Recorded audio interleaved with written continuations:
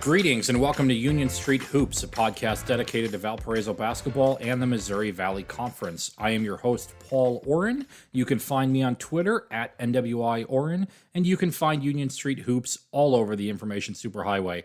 Got a great episode today, a bonus episode, if you will, as the Valparaiso men's basketball team has finally announced their schedule for the 2020-2021 season. And as always, we bring in Valparaiso Associate Head Coach Luke Gore to talk about how Valpo put together their schedule. This is a pretty interesting episode as Luke takes us through all the ins and outs of a COVID schedule here as the Crusaders finally have a blueprint for how they're going to navigate the upcoming college basketball season. We are thrilled to be joined now on Union Street Hoops by Valparaiso Associate Men's Basketball Coach Luke Gore. We're hanging out on Zoom. Obviously, the people listening are only going to hear the audio, but I love this, man. I haven't seen you in a long time. We get to see each other here. This is the new normal. How are you doing? Doing well. Ready to play some games, hopefully. Get after it. I mean, thinking we're doing a scheduling podcast on the 19th, and we were supposed to play Toledo on the 10th, 9-10 months ago. So I'm excited to talk about basketball with you, and we have a great group of guys, and it's been fun working with them when we can, and just getting ready for the season and getting ready for life. It has been crazy. I just did a podcast yesterday with Robbie Weinstein previewing the Vanderbilt game, which we'll get into in a second. And before Robbie and I talked, I had kind of said my brain is still in St. Louis. Right? Like the last time I saw the Valpo basketball team, and I've bumped into you a couple times, but the last time I saw the collective was in St. Louis. And it was, there was a lot going on that day and a lot has happened since. Before we get into the schedule, I guess I want to ask you, and I asked Matt Loddick this earlier on a podcast, when did you mentally flip the calendar? When did you have to start focusing on the 2020-2021 season and stop thinking about the last group of guys, I guess? Well, me, I flip things pretty quick in how my mind works. And but this year was different because as soon as we got home from the tournament, COVID hit, or it didn't hit, but was it the beginning of March or everybody got shut down. And so you had time to reflect, watch more film, you have more time to do things. Usually we're hitting the road right away and just getting after it and recruiting. And we've been preparing so for me this year, I actually reflected on it more, reflected on all the things, the seniors gave us and that team and the memories of that. And it was pretty cool. And after basically, but during that time that we were, working remotely and meeting with our team on Zoom calls like this, spent a lot of time on how do we get better? How do we get to St. Louis in a better position? How do we keep growing as a group, not just as a basketball team? And what can we do to win one more game? And get to that game maybe easier, which everybody in our league, I'm sure, was doing the same thing. Was it, we'll get into the schedule in a second, was it hard not being able to be with your guys in the wake of losing that championship game? I would imagine you'd want to be collectively together, feeling maybe the pain of losing that game or how to build from that. And it felt like everything, like a Band-Aid being ripped off. You guys had to separate. And did you guys get a chance as a team to process what happened in St. Louis, both the good and the bad together? We've had quite a bit of time to process it because there hasn't been as many other distractions. There's been big distractions, but not, as a basketball award, not as many. And, we were giving our guys, because we were planning on playing somewhere. We didn't know where. So we were planning on playing more games. So we gave our guys a few days off, I think 3. And I think we were having them, I think it was Friday maybe. We had all of them come back after Friday or Thursday, and they all came back. And that's when, school would, all the things were happening and school was going remote. Well, the Rudy Gobert happened that Thursday, and that's really the one that I remember. It was the day after my 40th birthday, and I remember watching Rudy Gobert and that game get shut down, and I thought, well, the sports world is going to be, I mean, this ain't going to happen. And so we had the guys scheduled to come back the next day.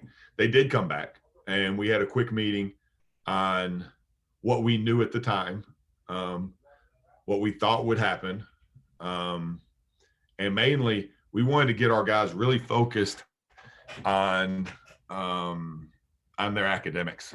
We wanted, like, look, we got to flip this script, and we had a great semester. They did a great job. GPA's really high in that semester. They really focused on it. They had more time to do it. I mean, so that helps. So we wanted to get them focused with that and get them in situations where if there's a class they're a little behind on, that they were ready to and have the resources and the ways to catch up quickly, because we were really afraid as this continued academically, our whole focus was on that. During that time, we got to talk about the game and process it, and realize in year 3, we wanted to make sure, the guys on last year's team know what they did. I mean, in the third year in the Missouri Valley, a top 10 team, top 10 conference, we got to the championship game. And, nothing's guaranteed, as we all know now, but how do we keep building on that? Just how do we have a good off season? And off season was drastically different than any off season we've ever had. One of your main focuses every offseason, and really it's a 24/7, 365 job, is putting together the schedule. You've been doing it for a long time. You've been talking to us on Union Street Hoops for it for a long time. We've talked about the pitfalls and the obstacles that mid-majors have to deal with scheduling. And now you throw in a massive uncertainty with COVID-19. You push the season back 2 weeks. You got some contracts with some schools. I guess I want to start with something that's not on the schedule, and then we'll go through some of the games here and whatever anecdotes or stories you can share about them. You guys were scheduled to play in an MTE in Nashville. This is, I think, one that you've been in before a couple of years ago.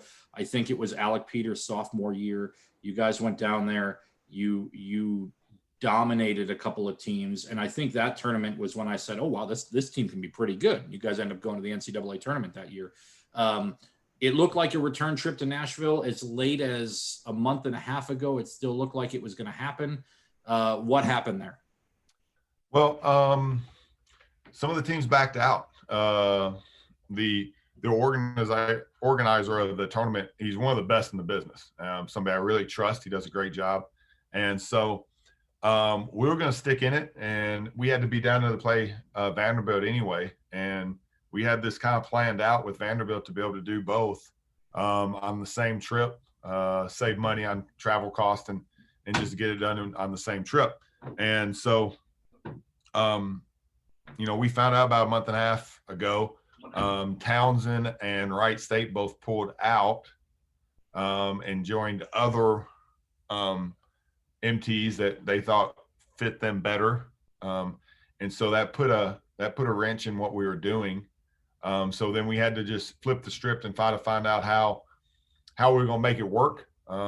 We still were going to go down and play Vanderbilt. And then how do we get to an MT that makes sense in this year? How do we get the full amount of games that we can possibly play on the schedule and move forward? And so when that happened, there was a few options that we looked at. And I know we talk all the time, but it's a big team effort. All of us in the staff and Mark and everybody working together to put together the schedule. And so when we found out that was not going to happen, we also were finding out that we were going to go from 13 non-league games to 9. So now we're actually in a great situation. We probably could have released our schedule earlier than we've ever released before, with the plan and Mark had done some things to help us that we were going to be able to have 6 good home games. But when COVID hit, some of those plans, we had to just take another route, which, everyone had to do. And so then, we got in talks with UIC and say, look, we're going to start a series. How do we make this work where we both get to count our game as an MTE and still get to the, the maximum number of games. And because you guys were going to play anyway. Like you guys were going to play anyway. We already signed a agreement to play a home and home, and I'm very good friends with their previous coach and their new coach. So it was like, how do we get this done? And we both came up with a good idea to try to have it be an MTE, so it would count towards those 2 extra games. But it took time for that, and then the NCAA changed the rules again on that, which actually made it easier for us to do it. And that's how it all came about, where UIC was really beneficial in helping us get that, where we don't have to travel really, and just, give our guys as many opportunities to play games. Is there, so obviously every game, and I want to share this. I had texted you a week ago and I said, hey, I don't know when the schedule's coming out, but let's do a podcast when we can do this. And you said, I'd love to. It might have to be an hour before the first game when we, like that feels like every game is going to be like a process to get to it. I know Chicago's got some travel restrictions at the moment in terms of quarantining either before or after or anything like that. Do you know, I know we're a couple weeks out from that game. Do you know how that will affect the possibility of going to Chicago at this point? Well, UIC's been doing a good job knowing all the rules, and there's a lot of exceptions to that. Okay. There's essential travel, which includes, which I didn't know when it came out. I was like, how do you restrict Indiana when most of Indiana, Northwest Indiana, works in Chicago? Like, how do you do that? I just didn't know. But there's exceptions to that, and some of it's students, some of it's if you're going to school, some of it's if you're going to work. And they're pretty confident that our exceptions still work. My guess is you're going to take it's a 6 p.m. game on December 1st.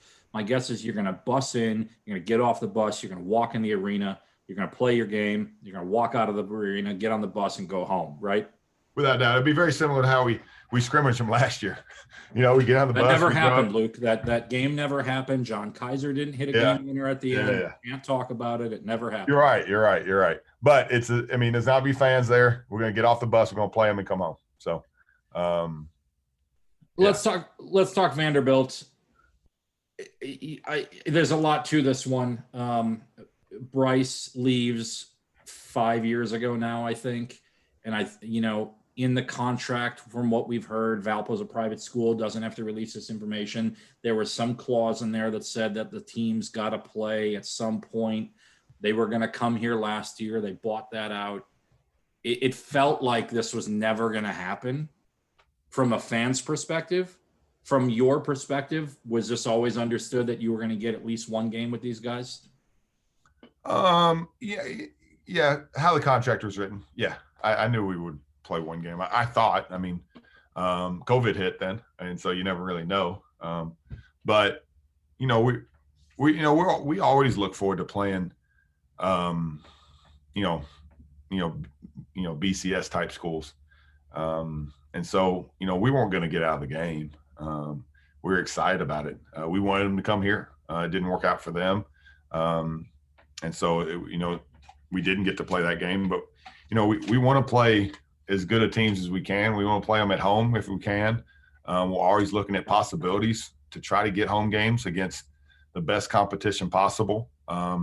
In today's scheduling, where teams are going to 20 and 22 league games, the big conferences, and then they're going to now tournaments, and then they're going to neutral site games, and then it only leaves them about 4 games to play after everything's already planned out for like a Big Ten team. So they have 4 games, and those 4 games they want to play at home, and so it's a whole nother landscape in scheduling than it was 5 years ago, 10 years ago, 15 years ago. It's just a Big Ten team doesn't, other than the games that are designated for them to play, there's no reason for them not to play the last 4 or 5 games at home. So we wanted to play Vanderbilt. We'd love for them to come to our place.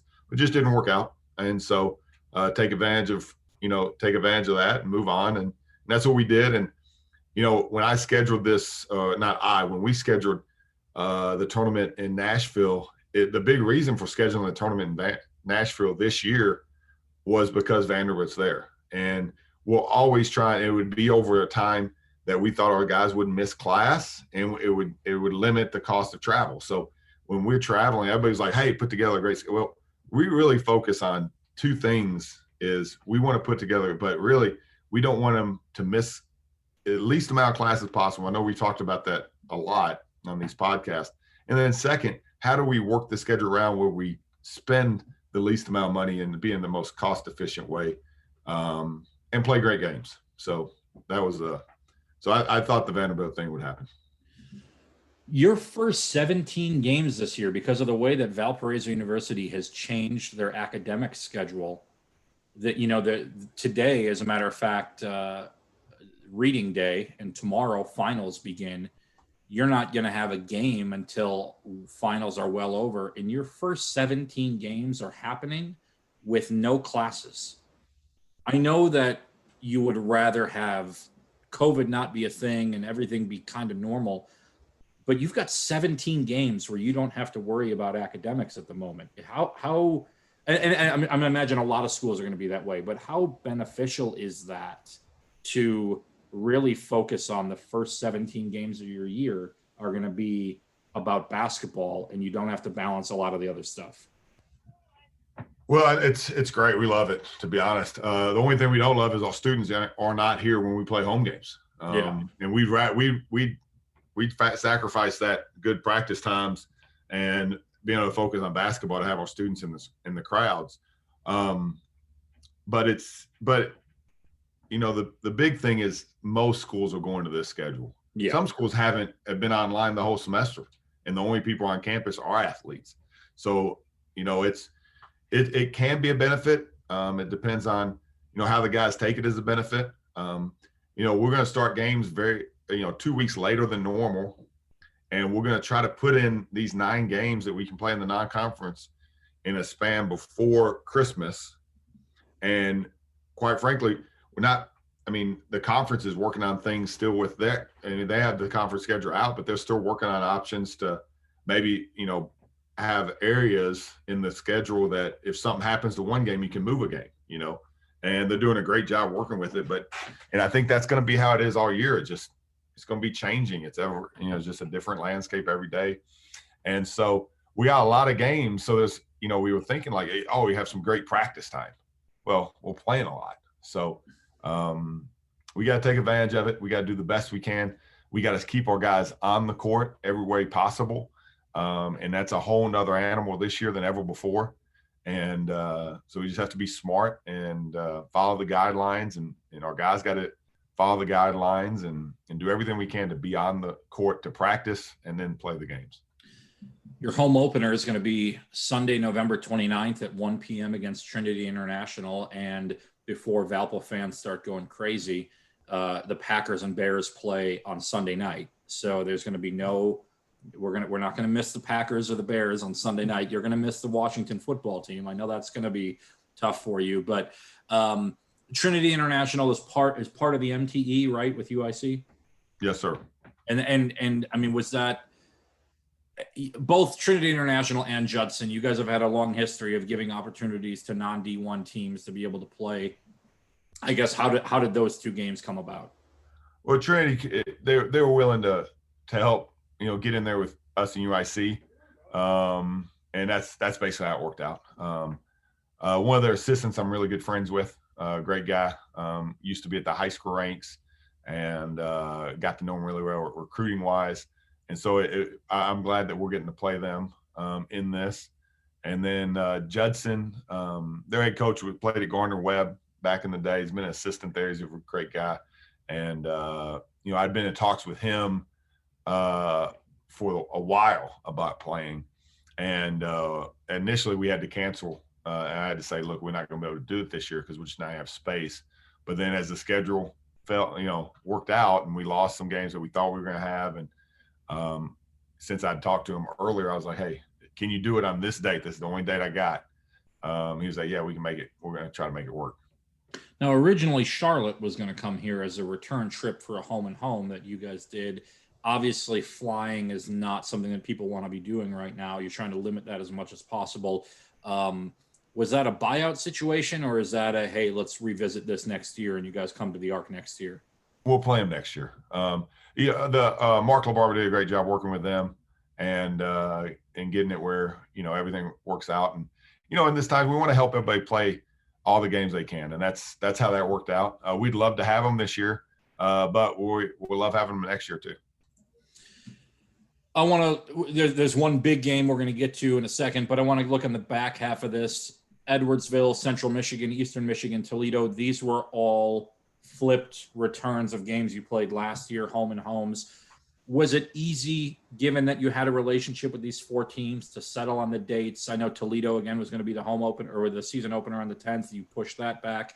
Was it easy to slot these games in, or was it, again, like trying to put together a jigsaw puzzle? It wasn't bad. All the schools have great coaching staffs, very professional, and we all tried to work together to make everything help for everybody. It wasn't.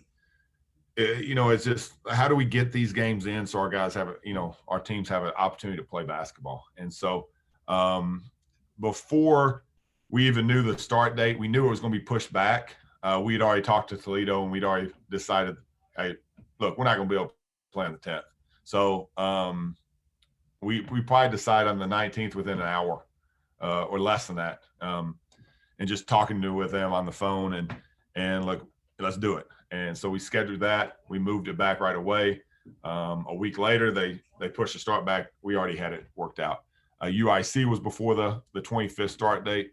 Talked to them. They were going to be the hard ones to find a date because we were fortunate how our schedule played out because we didn't have that many games before the 25th. And so we had a lot of dates with these teams that we just had to keep. But UIC was going to be the tough one to find a spot. But, through it all, it worked out great to get them on there. And the coaches at Edwardsville and Central and Eastern, they're great guys. And so it wasn't that difficult, really, to get it out. It's just, hey, let's do it. And that was the extent of it. And now the big game, the big non-conference game that I don't think was part of the original plan. You're going to Purdue on December 4th. You're playing on the Big Ten Network. How did that one come about? Purdue's down the street, and we needed one more game. We were trying to get a good home game, a good series game that was close, and things weren't happening like we liked, and we actually, when our finals moved, that gave us that week of where we're playing Eastern Michigan on the 16th, and we moved them to that week because it helped us, and they couldn't. And then the MAC started playing games that weekend of the 4th, 5th, and 6th. So then they couldn't play us on when we were planning to play. So luckily for them and us that we could move them to the 16th. Now we had this gap that we needed a game and, looking for it. And then always in constant conversation with Purdue. Coach Painter's, he's always willing to play. Once again, they don't have that many opportunities to play non-conference games except at home. And so it came up and we were like, yeah, let's do it. And that was the extent of it. And I was like, look, I got to get a couple other things finalized with our UIC MT to make sure we know the dates that I can give you. And they're ready to roll. So it was good. I give a lot of credit to Matt Painter because he doesn't shy away from playing Indiana schools. He's got Indiana State on the schedule this year, I believe. I felt like this was a year, if there was ever going to be a time to get some of these other schools in Indiana on the schedule where, maybe a global pandemic is saying, let's not go anywhere. I'm guessing if Notre Dame, Indiana, and Butler won't play you this year, and I don't know if you guys reached out or whatever, but like, it just feels like this would have been the year, or even Ball State. But I know you said the MAC had to move things around and everything like that. I don't even need you to comment on that. I'll just throw shade at them. I do want to ask though But about Paul, I'll tell you this. We had 10 games scheduled in the non-conference, and the NCAA cut it down where we only could play 9. So unless we lost multiple games, there wasn't a lot of conversation with a lot of schools. And now I do know there was conversation with my guy Greg Campy over at Oakland. I had talked to him at one point, and he said that you guys had at least talked. Yep. No, we have.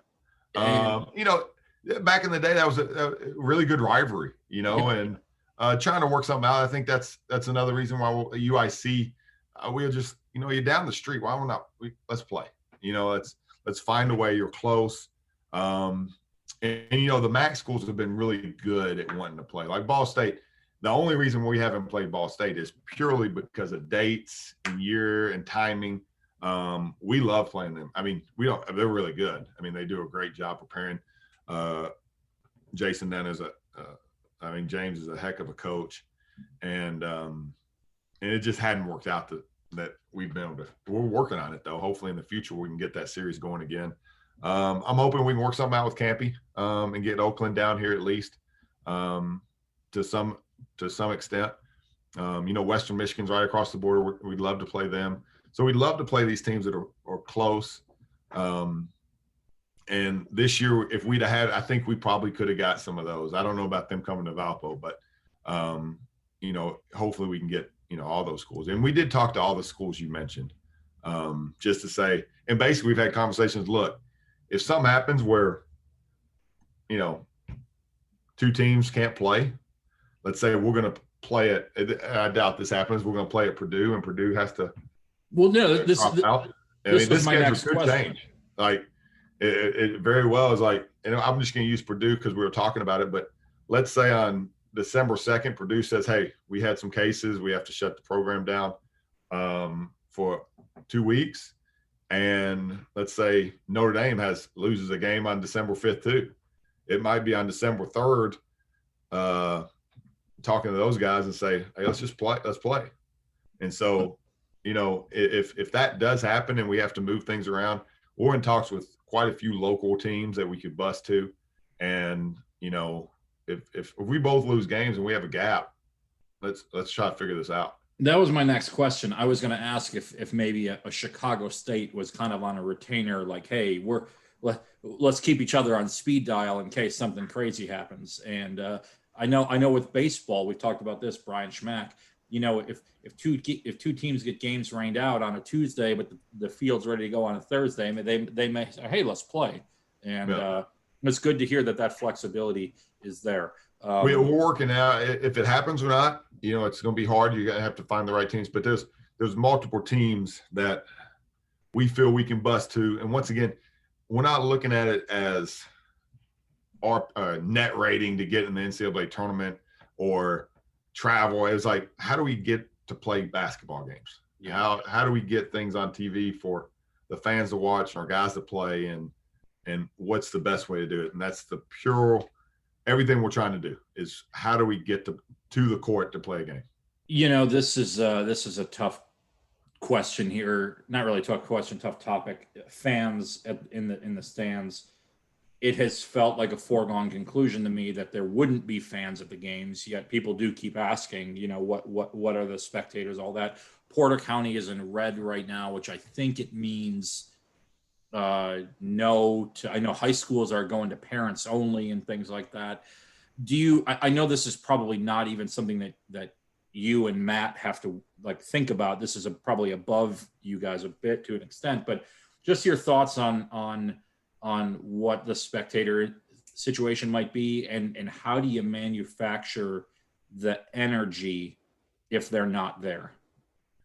We do have to think about it. But we have great leadership in Mark, and he's got to think about it a lot more than we do. And he's got to talk to the right people in Porter County and the conference. And he's doing an amazing job. I mean, there's been a lot of things that are not normally on his plate that he's dealing with, and all the associate athletic directors. I mean, they're all doing a great job. We want the same energy at practice every day too.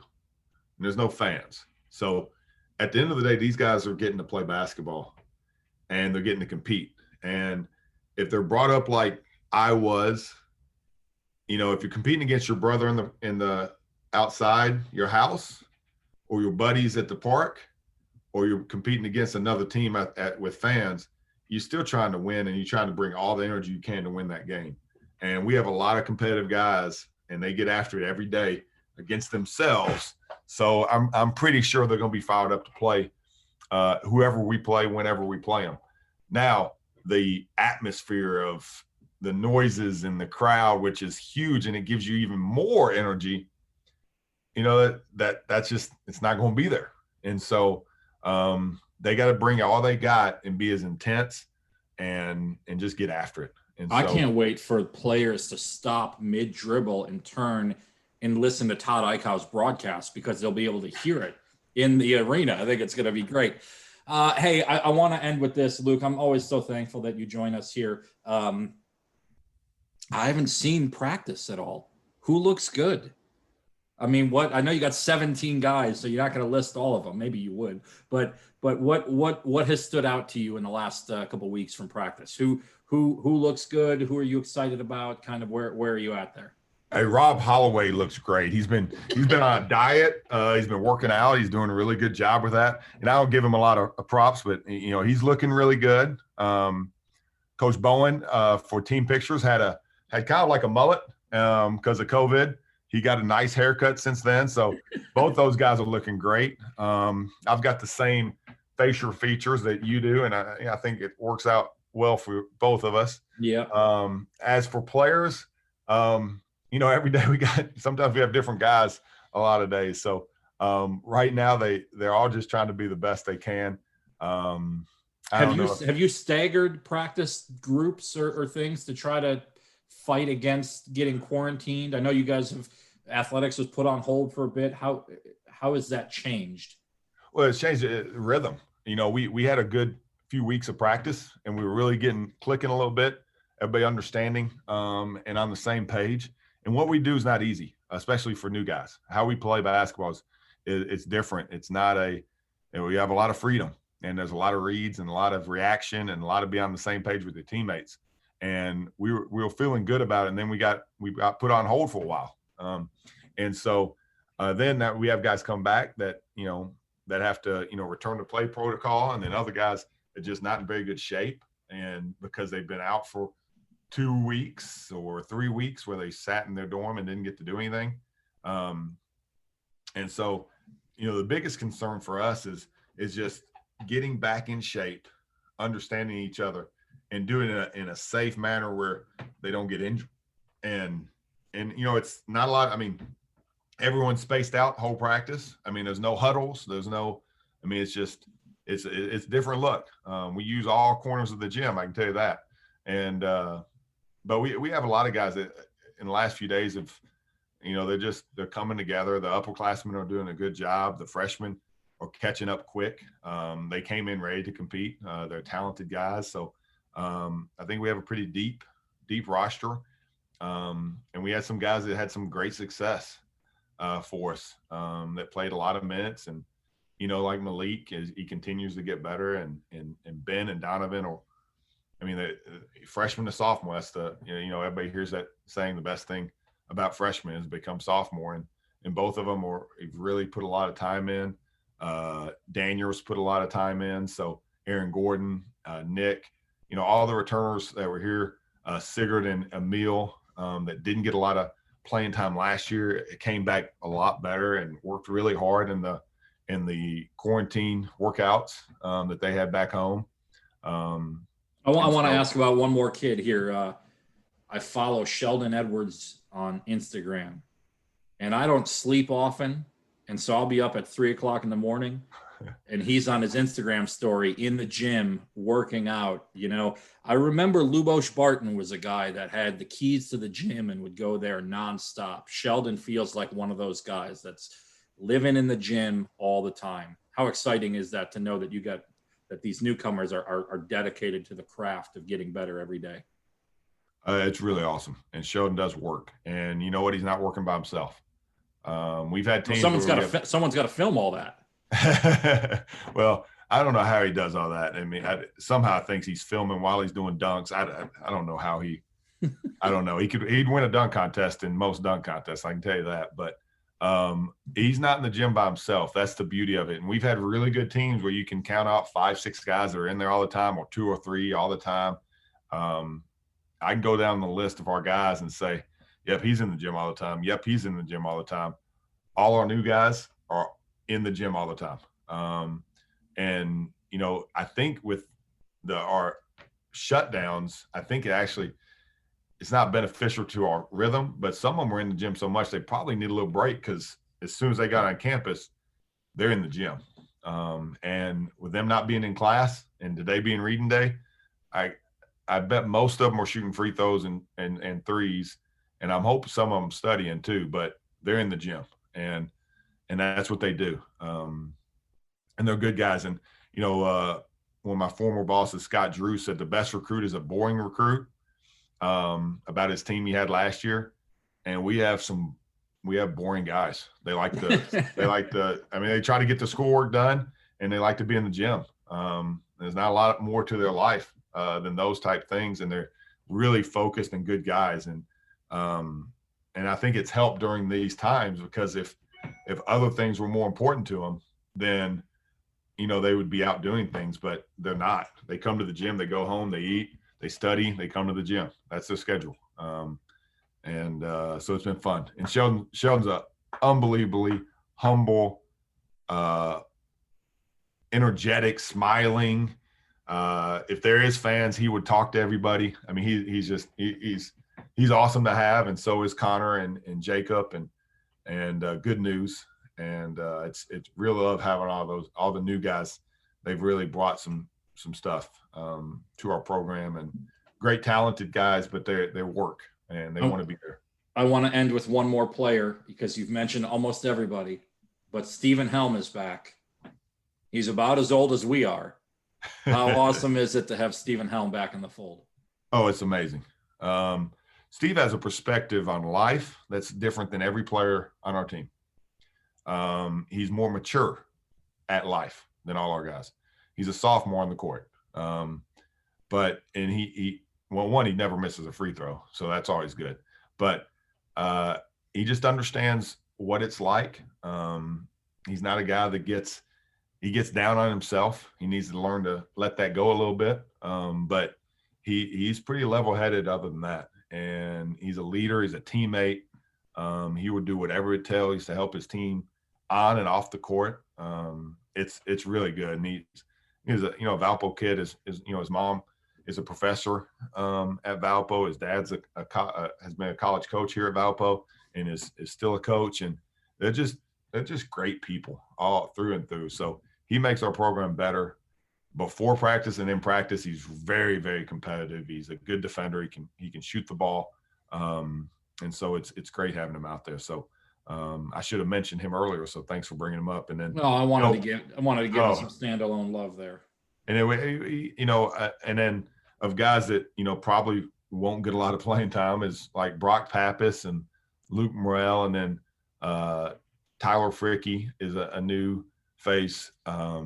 We also have Eric Goods. He's not on the roster, but he's a guy that's new to our program. He's in practice a lot, helping our guys.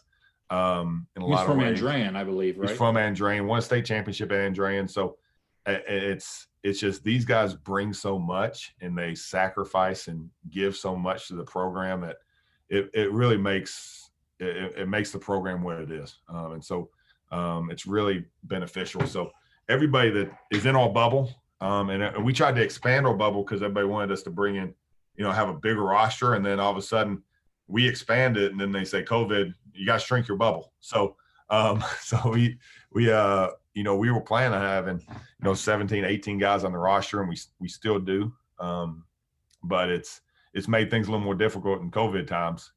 In the locker room, on the court, everybody just got to stay spaced out and alternate when they go in there. Can you travel everybody? We can't travel guys that are not able to play. So if there's an injury or anything like that, they're going to have to stay at home. We're going to limit it. Usually we try to, especially bus trips. Our managers do an amazing job on helping us in every way, and we want to give them as much as we can and opportunity. But on bus trips, we can, they'll sleep on the floor if they need to in the hotel. They usually don't have to, but this year we got to limit the number of managers that go with us, and we're still working on those details right now. I know we leave in a week to go play a game, and most teams play on the 25th, and what's today, the 19th, so in 6 days, and I think 140 teams still haven't released their schedule. So there's a lot of things we're still working on. Everybody's like asking about game times.